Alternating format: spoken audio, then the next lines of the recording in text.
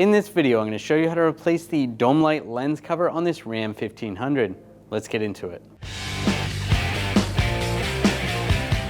On the side where you can push the button to turn the dome light on and off, you're going to use a straight blade screwdriver and just pry in.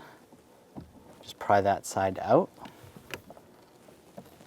And we're just going to rock this back and forth a little bit. You just have to angle it.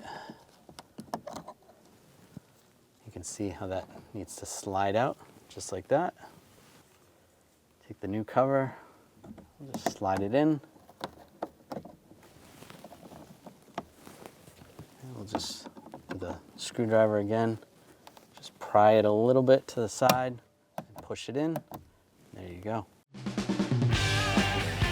When only the best will do, demand TRQ. The only company that lets you view before you do. TRQ is committed to offering the highest quality aftermarket auto parts that are engineered for peace of mind. Thanks for using and viewing with TRQ.